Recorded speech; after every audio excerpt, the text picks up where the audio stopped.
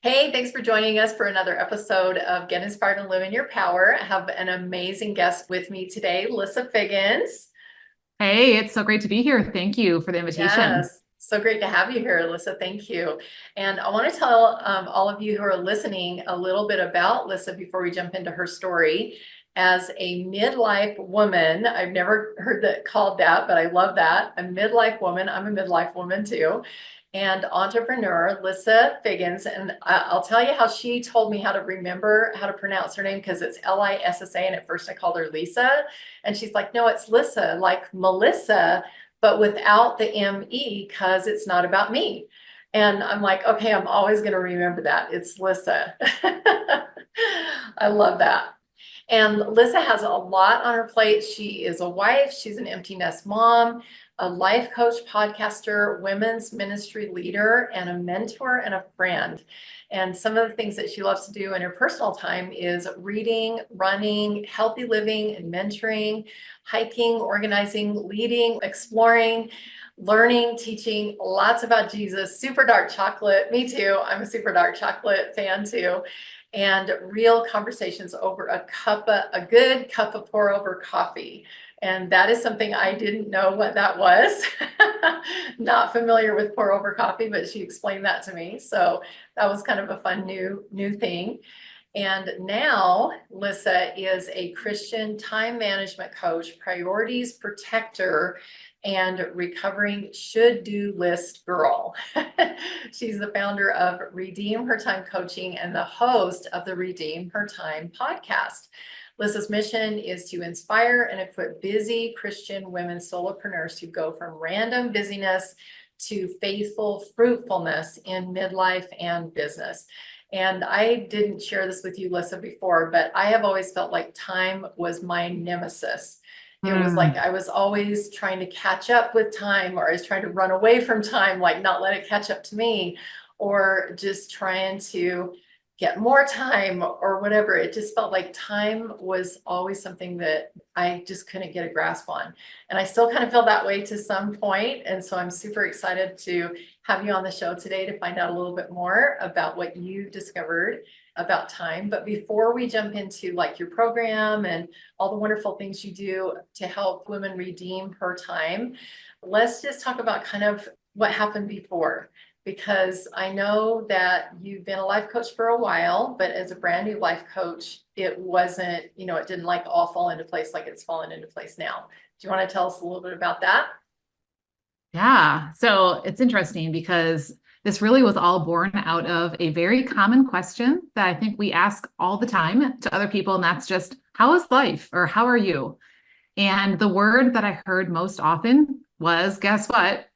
Busy or Oh, some yeah. busy, right? Busy, busy, busy, staying busy, always busy. And we wear it like this badge of honor with this smile plastered on our face, like this is really amazing, but really underneath, we're overextended, we're overcommitted, we're overwhelmed, and do we really want she was busy to be what, is put on our, on our gravestone, and is that God, what God wants for our daughters? And when I think you and I grew up in the age where we really had a busy signal on our telephone, right? So do you remember the days when you would call and you would hear that meh, meh, meh, meh, right? We don't get that now. But basically, that was telling you that someone was unavailable. And so, as I over and over heard not only other women, but also myself using this word busy and plastering the smile on, I thought, wow, it makes it really feel like we are unavailable for the things that really matter because we're so busy doing all these other things. Right. And Jesus wasn't busy. He knew his mission and he had a full life, but we go around thinking that, this is just how life is. And it seems to, I think, even especially among Christian women, be a bigger issue than I find in the world because we put all these should do things, like you mentioned in the intro, on that list. And so we're just filling the plate, right? And there's always something or someone that is needing or should be getting our time and attention. We're not available for the things that God really has for us. Wow, that really gave me a whole new perspective on that idea of busyness when you equated that busy signal back from back in the however 80s. I don't know when it was that people all of a sudden, didn't have busy signals anymore. Cell phones, I guess. Right. But that idea of if you are busy, if you have a busy signal kind of transmitting from you, then that means you're unavailable. And you're absolutely right. There have been so many times when I feel like I'm so busy that the really important things, and even those inspired, I call them inspired shortcuts that come, I'm too busy to accomplish those. It's like, wow, God's trying to give me this easy path and I'm too busy to take it. I'm not available to him. I'm not available to the people that he would have me serve. I'm not available, for the things that are really important. So, wow, Yeah. that gives me a whole new perspective. Thank you.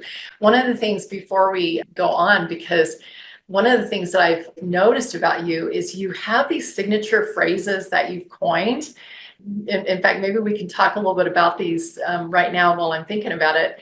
Okay, redeem her time. We're going to talk more about that. You have time, and you have periods after each of those words. You, period, have, period, time, period. And I want to have you explain that. I was going to email you back when you sent me your bio and everything. I'm like, I got to find out what she means by you have time, like each one of those words separately. Can you explain that? Yes. So I truly believe that this is God's message to us, is that you have time. And the reason that I write it in all capitals with a period in between each word is because it makes you slow down and pause. Because what do? We're running around busy all day long. We're not slowing down to really listen. And I love how you talked about the fact that you've always seen time as something you have to chase, right? So there are actually in the Greek 2 words for the word time. In English, so often we have one word and it has like a bazillion definitions. In Greek, there are 2 different words. So you would know very quickly what kind of time someone was talking about. So one of them is chronos. That is the time that we measure on a clock or a calendar. That's the time that you felt like you were trying to chase, right? Because what happens is with chronos time, I feel like I have to control it or get it under control, because if I don't, it's going to get away from me. And we've all been there, right? Where it's like, oh my goodness, and we're just kind of in that flustered, state. But there's another kind of time, and it's called kairos. And kairos is the moments with meaning. It's the time. Have you ever had this? Don't you think about like you were doing something and it's just like time slowed down because there was so much meaning behind what you were doing. Maybe it was because of the person you were with. Maybe it was time with the Lord. Maybe it was you were out in nature and it didn't matter what a clock said. Maybe it was something you were doing that is just felt like this is what I'm created to do. And there's so much purpose in this moment. That's the other kind of time. And that's a gift to be received and then to be stewarded, right? And to be shared instead of the miserly, right? If I'm chasing time all the time, I don't feel like I can share it. Or if you demand it, I'm like, oh, I don't know if I want to give it to you. Or I might get resentful because you interrupted my plan and now you took some of my precious time that I already didn't feel like I had enough of. The more I think about it, I have these great like downloads that I'm sitting in church. We had the most amazing pastor, and he was talking about the Lord's Prayer a few months ago. When he got to the part about daily bread, he had this conversation. He said, like we don't live in a culture now. This is my conversation in my head. So I told him, I'm like, I kind of took your sermon and, really zoned in on this one section. We don't really have a problem with not having enough, right? Let's be honest. Most of us don't wake up in the morning saying, where am I going to get bread today? Most of us are saying, I need to not eat so much bread today, right? Like that's what we live in. So he asked the question, what is your daily bread? What is it? So in that day, when Jesus is speaking, those people, they did wake up saying, where is my bread coming from? And they truly needed it to live that day. And so as soon as he asked that question, my radar went up sitting there in the pew and it was like, it's my time. My time is that thing that just like their daily bread, I have to trust every single day. The idea that came to mind was the children of Israel and the manna that God would literally lay in front of them every 24 hours. And they had to trust that what God was giving them was enough. And what I love are 2 things when you think about the connection of these 2 things together. Number one, they had to go fill up with what he gave them to be able to make what they needed for the day and sustain their day, right? So they had to fill up before they could pour out, which is something I talk a lot about. Also, when it came to Sabbath, they had to trust him that he was going to give them enough for 2 days, which, yeah, we know that some of them didn't trust in the beginning. They tried to save some up thinking this isn't going to work. Like, really, how are we going to have enough for tomorrow? And we know it turned into, rot and maggots, right? So the same thing happens with our time. Like, do I trust him with my time? Whether that comes to like a Sabbath rest, whether that comes to taking time out of a busy day to spend time with him or to spend time with a loved one or to do this thing he's called me to. Do I trust that he's going to make the time that I have enough? And so when we run around saying, I don't have time, there's never enough time. If only I had time. This is what goes on in our heads and out of our mouths all the time. And yet the reality is you, me, and every single person listening has 24 hours a day. So you have time, right? We have to stop believing we don't have time, because that's what keeps us chasing it. And then, being so miserly and holding on to it, and say, I have time. God gave me 24 hours today. It was a gift from him. It is more than enough for what he's called me to today. And I can trust that. When we have that right belief and mindset, it makes all the difference with how we use it. Absolutely. Thank you. I love that concept of the chronos and what was the other one? Kairos. Kairos. So it was interesting what my body did. Like the energy in my body completely changed. I felt just a relaxing of my body as soon as you said that, that it's like the moments in time. And Yes. and as you were talking, I was thinking about like the chronos, like chronological time is Earth time. It's how we mark Earth time. It's the days, it's the 24 hours, it's the things that we need to accomplish in our earthly sphere.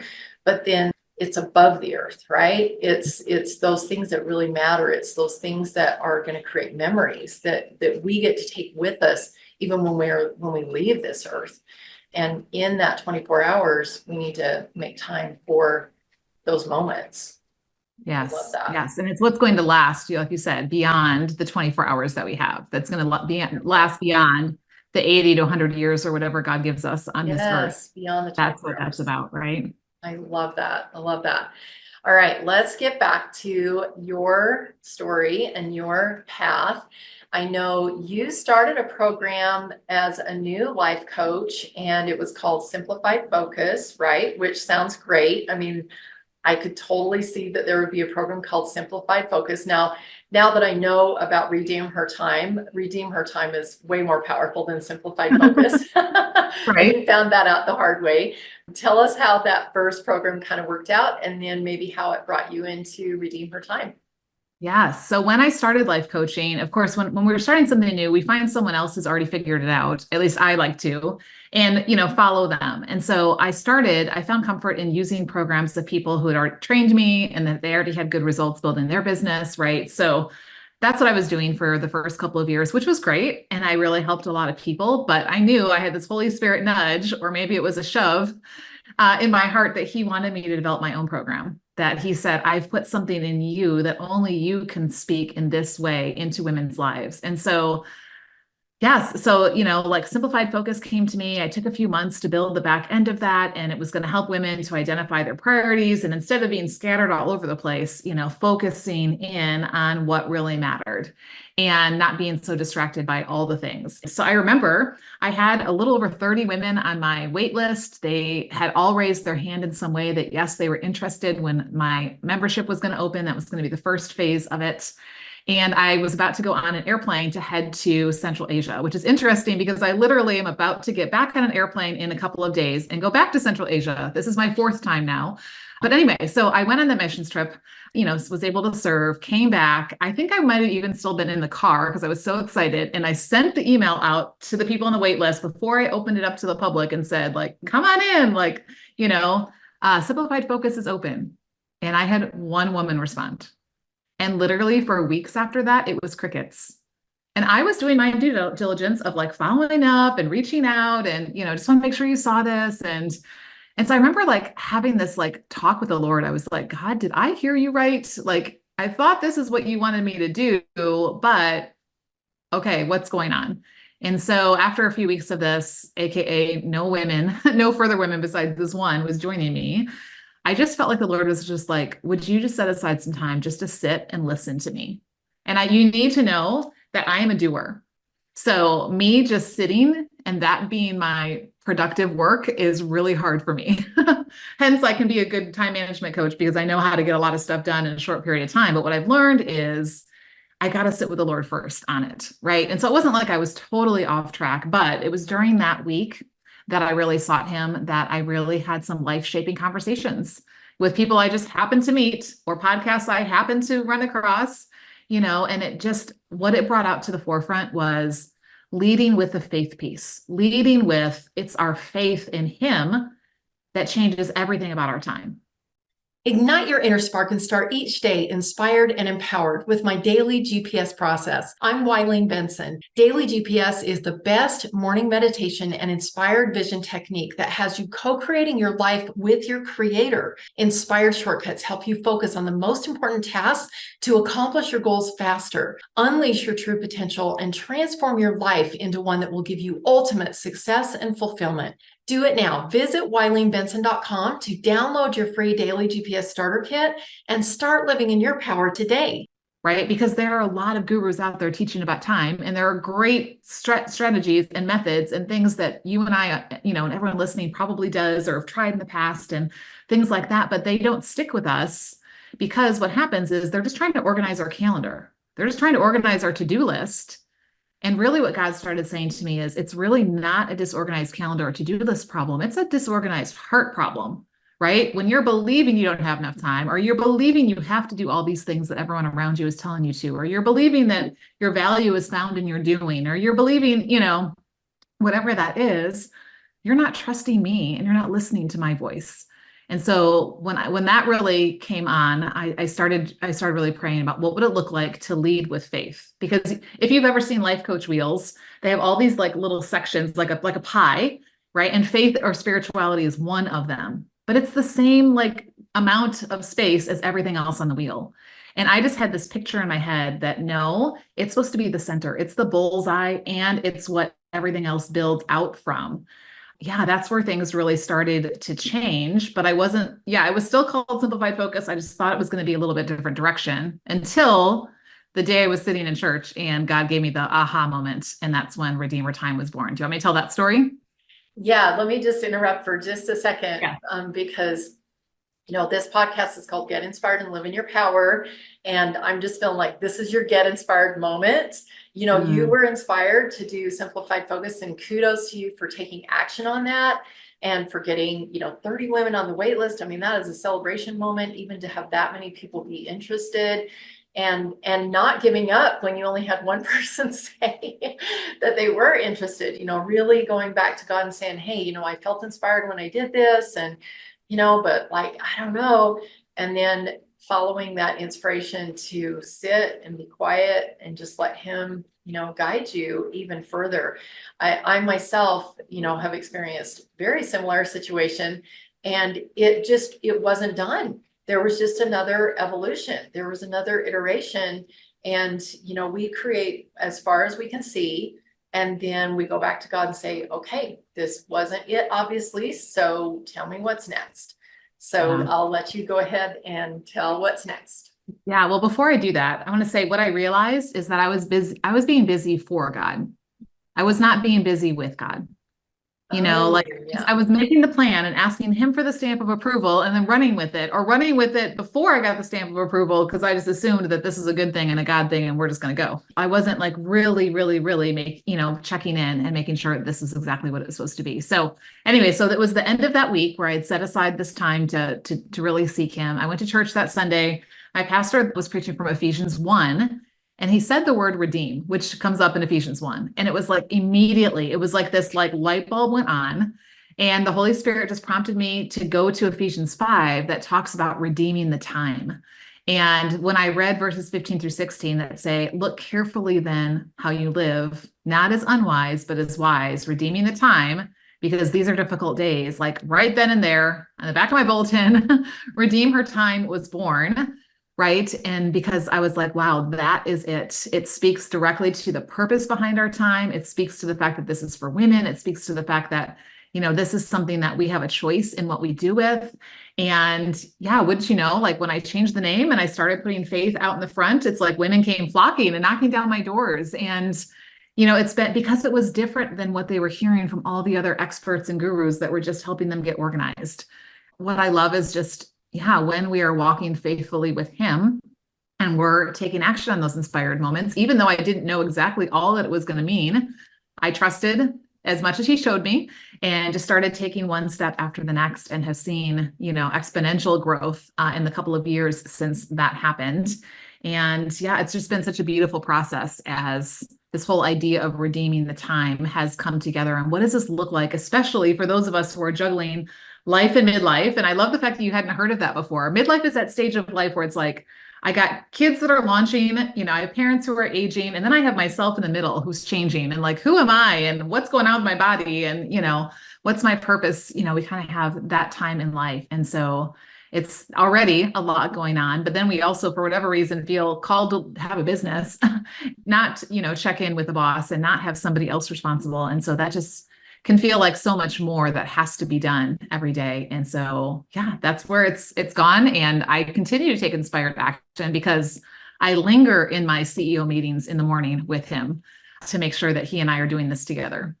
Awesome. And you have a special CEO is like an acronym for something for you. What is it?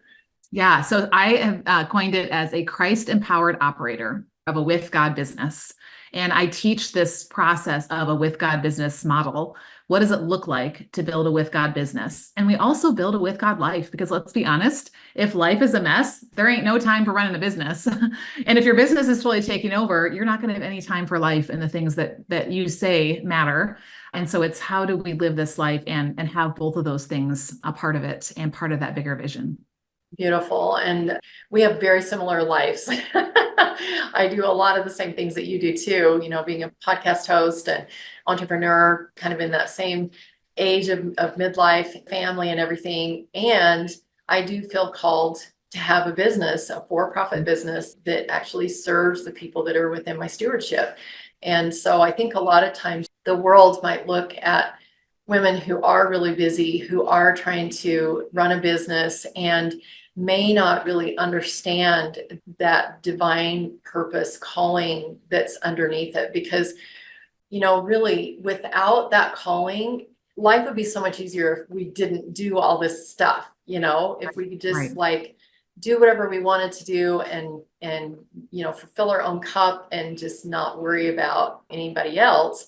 But this is where the joy comes from, right?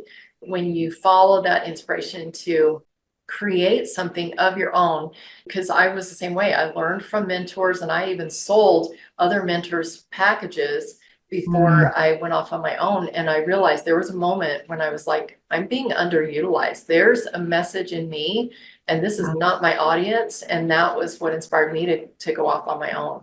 So whatever it is that inspires you, to our listeners, that is taking you to, where you're co-creating something with God, really honor that and know that this is a calling and God's going to pave the way for you. And it's people like you, Lissa, that we can kind of lean on and understand how do we organize our hearts to be able to do that. And if you don't mind, why don't you talk a little bit about your program and some of the things that you help people do?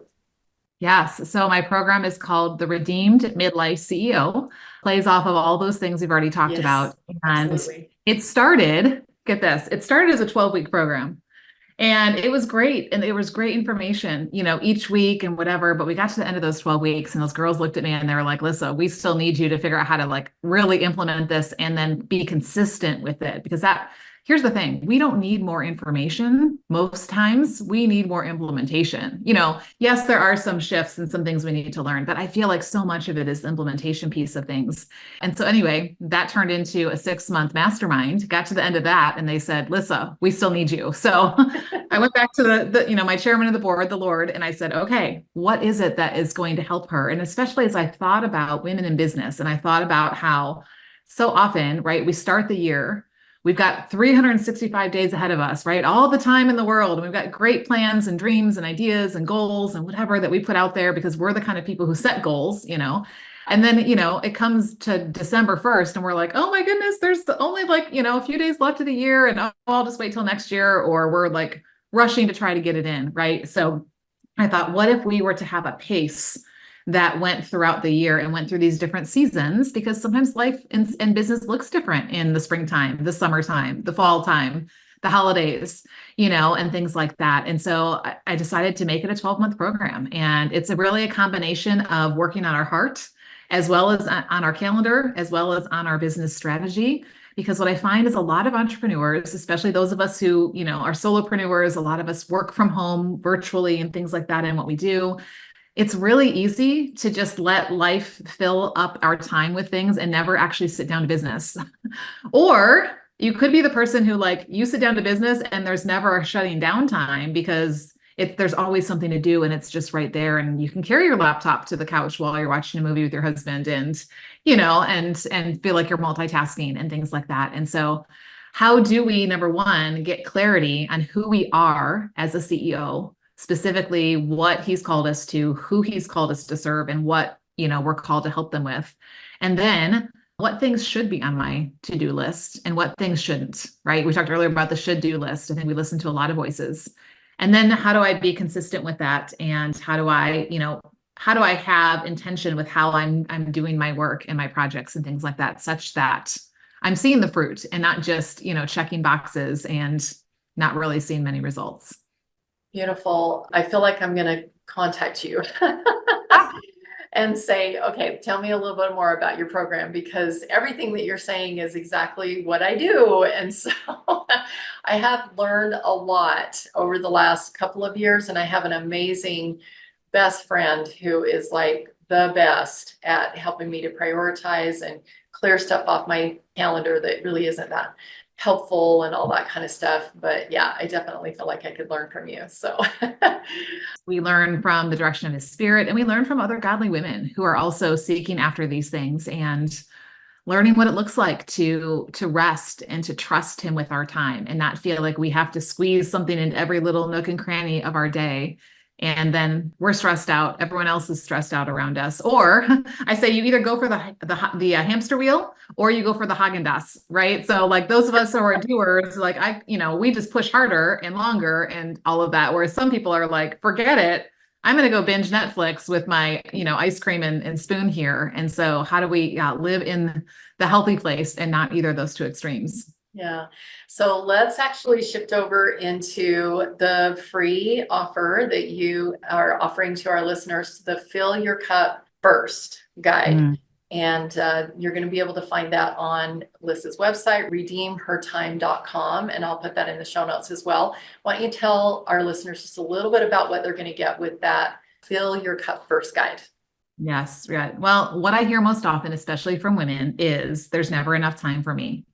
Right? Because either I'm doing something for someone else or I'm doing something for my business. And, if only I had time to read that book that's been sitting in my nightstand, if only I had time to go for that walk that I know would make me feel better, if only I had time, right? And here's what I have to say is you will never find the time and no one is going to knock on your door and say, here is the time. We have to make the time. And so I give in this guide permission and direction of how to do that. Permission because so many women feel like, well, I shouldn't take time for me. Isn't that selfish? And what my response is, if someone shows up on your front step and wants something to drink and your pitcher is empty and you could have filled it, I feel like that is the selfish thing, right? Now, of course, you can go to an extreme where now I'm checking out of life. We're not talking about that, right? No one listening is looking for that. But what are the things you're doing every day? And I teach the bookends, the way you start your day and the way you end your day, to refill body, mind, and spirit. Because I think that a lot of women, they have a quiet time, they have an exercise routine, they have some semblance of a good morning refill, but the evening refill, it doesn't exist because either they work up until bed or they're binging or scrolling up until bed, and that's not refilling either. So what are you doing intentionally in the evening to reconnect with the Lord, maybe connect with your spouse, kind of bring yourself down to be able to sleep well. So that way you can pour out the next day. So I have a coaching video that goes along with this guide and helps you actually map out what would my priorities be in those refill times and when would I do them? Because that's, once we get the concept, it's like, well, where in the world do I fit this in my already busy day? So that's what that's all about. Beautiful. Oh, I'm excited to request that. I want to tell everybody how to get in touch with you, Lissa, because I know there's going to be some people who are really hearing what you're saying. They're really needing what you have to offer. And so I'm going to share a little bit about how to contact you. And in the meantime, I'm going to give you just one last question that you can kind of be thinking about that we'll end with. And that is, what is a piece of advice that you could give to someone who is feeling like they're called to, be a CEO of their business and they want to put faith first, they want to really work with God in that. And at the same time, they have all these other things to do in their personal life. So what is one piece of advice that you could give them? All right. Okay. And for those of you who are wanting to contact Lissa, you can reach out to her in email, Lissa, Lissa, at redeemhertime.com. And I'll put that in the show notes. She also has her podcast, Redeem Her Time. And she has a community off Facebook with a business directory of other mentors that you have vetted and Just women, Christian women, right? Where we can connect with one another and learn from each other, but also, oftentimes we find people that need what we need, or we need what they offer, that type of thing. Cool. Okay. And you can reach out to her in email to find out a little bit more about that and how to find that community off that's not on social media, which I think is for you, and what you teach. I think that's absolutely perfect. It was a really intentional choice because I thought, wow, what is one place where people are really distracted? It's social media. Yeah. You can have great intentions to go on there and to go into that amazing group that you're going to get so much value out of. But let's be honest, we get distracted by the cat videos, the beach pictures, whatever random things pop up. And before we know it, an hour or 2 hours have gone by and we think, what happened to the time? So yes, I intentionally built it where it's not so noisy and distracting. That's perfect. So what is that last piece of advice that you can give everyone, Lissa, who is feeling called to create something with God, a for-profit business, and they're also trying to balance all the personal stuff?